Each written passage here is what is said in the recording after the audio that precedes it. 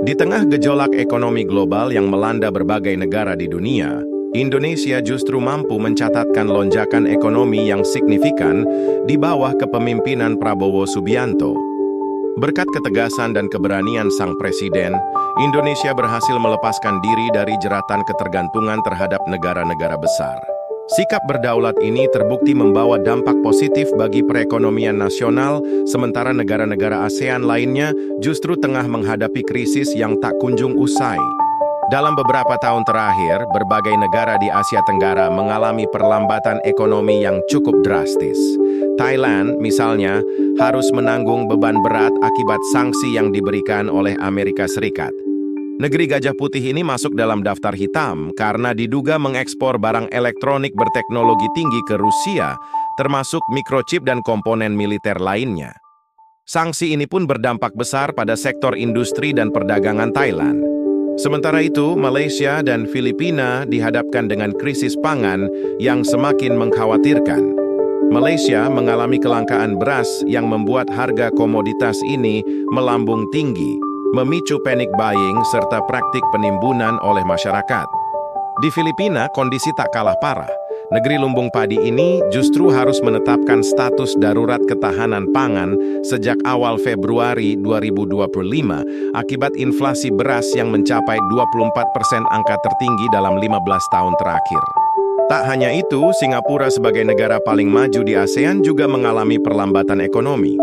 Meskipun tingkat inflasi di negeri Singa turun ke level 1,2% terendah sejak 2021, harga kebutuhan pokok di negara tersebut justru diprediksi akan terus meningkat. Perdana Menteri Singapura, Lawrence Wong, bahkan memperingatkan rakyatnya bahwa mereka harus siap menghadapi realitas harga baru yang lebih tinggi. Di sisi lain, Singapura juga menghadapi ancaman krisis kelahiran dengan tingkat kelahiran yang hanya mencapai 0,07 per wanita, jauh di bawah angka ideal untuk mempertahankan populasi.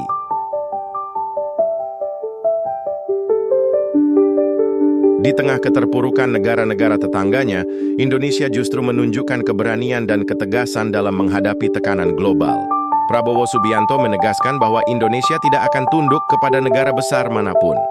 Kita hormati semua bangsa, semua kekuatan. Kita ingin menjadi tetangga yang baik, mitra yang baik, tapi kita tidak ingin jadi kacung kalian, ujar Presiden Prabowo dengan lantang. Sikap tegas ini pun didukung oleh berbagai kebijakan strategis yang mengukuhkan posisi Indonesia di kancah internasional. Ketua Dewan Ekonomi Nasional, Luhut Binsar Panjaitan, menegaskan bahwa Indonesia tidak akan berpihak kepada negara manapun dan tetap memegang prinsip netralitas dalam hubungan internasional. Indonesia terlalu besar untuk condong pada satu negara. Oh, maksud saya waktu itu Cina dan Amerika, kita tidak perlu takut. Apalagi sekarang ini presidennya Pak Prabowo, jadi kita perlu merdeka, perlu independen, ungkapnya. Posisi netral Indonesia pun mendapat apresiasi dari berbagai negara besar. Rusia dan Cina, misalnya, menaruh respek tinggi terhadap peran Indonesia dalam organisasi BRICS. Presiden Rusia, Vladimir Putin, menyatakan bahwa Indonesia adalah negara paling berpengaruh di Asia Pasifik. Kami menghargai kerja sama dengan pihak Anda, ujar Putin.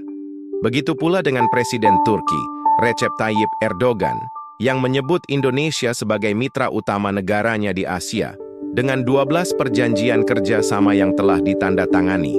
Ketegasan Prabowo dalam mengambil kebijakan ekonomi terbukti membawa dampak positif bagi Indonesia. Berkat strategi yang cermat, Indonesia mengalami lonjakan ekonomi hingga 4 kali lipat. Bahkan, International Monetary Fund atau IMF turut memuji transformasi luar biasa yang dialami Indonesia. Indonesia, negara kepulauan dengan 270 juta penduduk yang membentang sepanjang 3.300 mil dari barat ke timur, telah mengalami transformasi yang luar biasa, tulis IMF dalam laporan terbarunya. Meski telah mencapai peningkatan ekonomi yang mengesankan, Prabowo tetap memasang target yang lebih tinggi untuk Indonesia. Ia berambisi agar pertumbuhan ekonomi Indonesia mencapai 8% dalam waktu dekat. Makin saya mempelajari keadaan perekonomian kita, saya makin merasa percaya diri. Saya percaya kita akan mencapai bahkan mungkin melebihi 8% pertumbuhan, ujar Prabowo. Untuk mewujudkan target ini, Prabowo menerapkan kebijakan pemanfaatan devisa hasil ekspor yang lebih ketat. Setiap entitas yang menggunakan aset negara dan menerima kredit dari bank diwajibkan menempatkan hasil usahanya di Bank Nasional.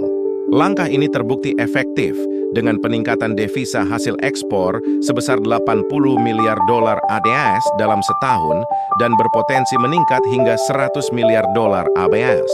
Keberhasilan Indonesia dalam menghadapi tantangan ekonomi global pun mendapat perhatian luas dari media internasional. Surat kabar asal Italia, Global Finances, menyoroti bagaimana Indonesia justru semakin meroket dibanding negara ASEAN lainnya. Indonesia membangun masa depan Asia Tenggara, tulis headline berita tersebut. Sementara itu, Bangkok Post dari Thailand mengakui keunggulan Indonesia dengan menyebut bahwa negara ini telah mengalahkan Malaysia, Vietnam, dan Thailand dalam aspek ekonomi dan diplomasi. Indonesia telah mengalahkan Malaysia, Vietnam, dan Thailand untuk menjadi negara ASEAN pertama yang bergabung sebagai anggota penuh BRICS, tulis Bangkok Post. Bahkan Jepang turut mengakui dominasi Indonesia di kawasan Asia Tenggara. Salah satu media Jepang melaporkan bahwa kunjungan Perdana Menteri Jepang ke Malaysia dan Indonesia menunjukkan bahwa Indonesia kini menjadi poros utama ASEAN. Kanada pun tak mau ketinggalan dalam menjalin kerja sama dengan Indonesia. Setelah bertahun-tahun melobi Indonesia, akhirnya Kanada berhasil mencapai kesepakatan perdagangan bebas regional dengan ASEAN yang mencakup Indonesia sebagai salah satu negara utama dalam perjanjian tersebut. Keberhasilan Indonesia dalam mempertahankan stabilitas ekonomi di tengah krisis yang melanda negara-negara ASEAN adalah bukti nyata dari kepemimpinan Prabowo Subianto yang kuat dan visioner. Dengan kebijakan yang berani, strategi yang matang, serta sikap yang tidak mudah tunduk kepada negara besar, Indonesia kini berdiri sebagai kekuatan ekonomi baru di Asia Tenggara dan siap menghadapi tantangan global dengan lebih percaya diri. Di bawah kepemimpinan Prabowo Subianto, ekonomi Indonesia mengalami lonjakan signifikan berkat keberanian dalam menjaga kemandirian dan menolak tekanan negara besar. Sementara negara-negara ASEAN seperti Thailand, Malaysia, dan Filipina menghadapi perlambatan ekonomi dan krisis pangan, Indonesia justru mendapat apresiasi global atas stabilitas dan pertumbuhan ekonominya. Dengan strategi pemanfaatan devisa hasil ekspor dan diplomasi yang kuat, Indonesia semakin diakui sebagai pemimpin ASEAN. Mau tahu lebih dalam tentang geopolitik Indonesia dan dunia? Dari strategi diplomasi hingga dampak ekonomi global, semuanya kita kupas tuntas dengan analisis tajam dan seru. Jangan sampai ketinggalan update terbaru yang bikin wawasan kamu makin luas. Yuk, dukung terus dengan like, komen, dan subscribe Hippo Academy.